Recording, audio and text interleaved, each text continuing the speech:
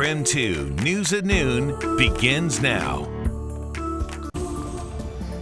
Boy, it came on fast. Snowplows will be busy clearing the roads all day long after heavy snow throughout the Northwest. So we have some information about how to stay safe on the roads that are still pretty tricky out there. And like Laura mentioned, those roads definitely quite slick, especially our side roads. I'll explain exactly how this happened and what caused it coming up. And we also have another update from Spokanimal and Scraps today. We'll let you know how the dogs are doing after infection sweeps through both of them. Hi, everyone. Thank you so much for joining us here at KREM 2 News at Noon. I'm Laura Papetti. Here's a look outside today, as of course it has been a very volatile. Oh, there she is. It's a look outside, and we have Nicole Hernandez standing by to take a look at first weather. Hi, Nicole. You've been outside all morning long. Talk to me a little bit about what we're seeing right now and what we can expect over the next several hours. Hey, Laura, yeah, honestly, I was distracted by looking at the ground and just kind of slipping my way around, because this is what I wanted to show you is we are still quite slick this morning, right? It's a little bit icy, but if you look really closely as I take steps underneath, there is a layer of melting. You can kind of see it moving around under my feet as I move it. That's good news. We're going to continue warming up today, and as cars drive over, it's going to start breaking it up and melting off everything that's going on our roads. For now, we are under a weather impact alert still. That's because our side roads are still incredibly slippery. Our sidewalks, our parking lots like this, even if they've been plowed, they are still very slick. So that weather impact alert is going to last just a little bit longer. Like I mentioned, that hope is that we warm up a little bit as the day continues and then things clear out for your evening commute. We're not going to be totally clear. I mean, obviously a snow this big is not going to completely disappear in the course of one day, but hopefully it makes it at least manageable enough with those temperatures a little bit higher. For right now, we are still pretty chilly out here. It is below freezing at 30 degrees. Feels like though 18. Any advice as someone who's been outside basically all day is grab a pair of gloves if you're going to be out. I keep forgetting mine and I keep regretting that decision. We are going to warm up to above freezing later today, so that's great news for our snow and that's accumulated on the ground here.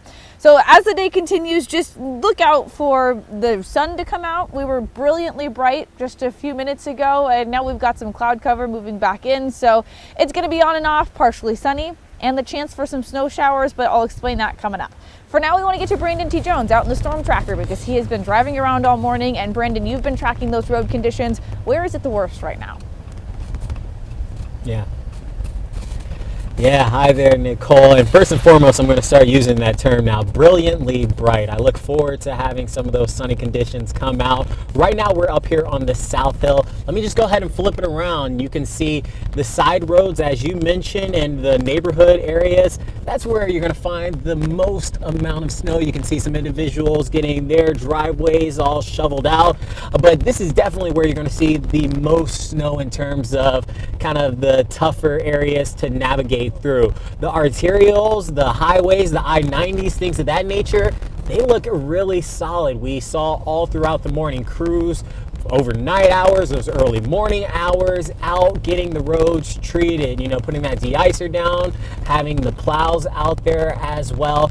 So I guess kind of what we're dealing with now is just kind of getting our own homes in order. So getting the driveways shoveled out. You can see another individual up here with the dog playing out in the snow. The pup looks like they're having a great time, and she's over here shoveling away. So God bless her, and go hi there.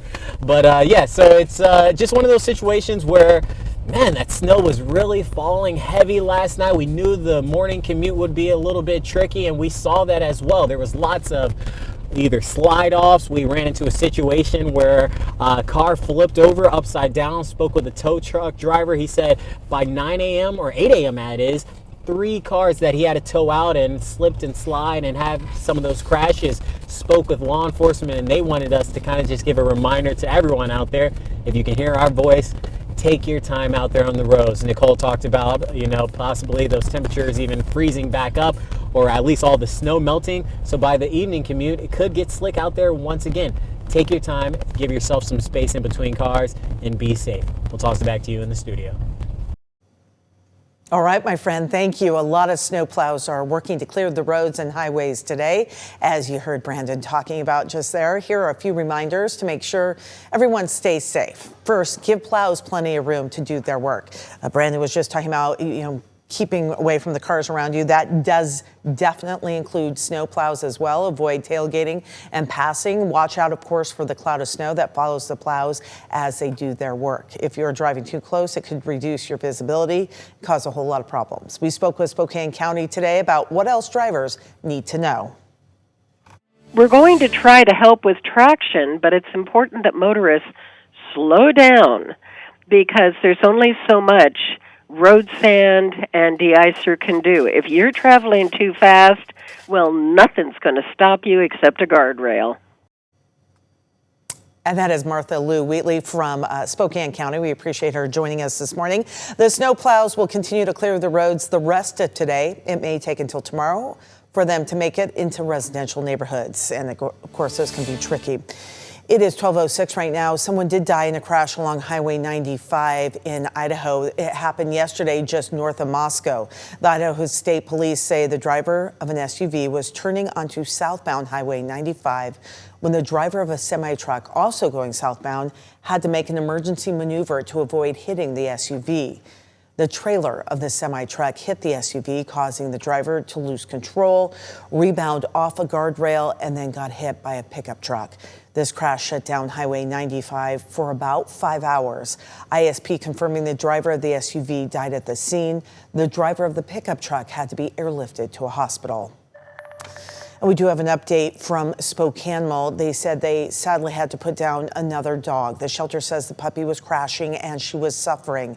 They still do not have a definitive answer about the diagnosis of what the bacterial or viral infection is that's been going through there.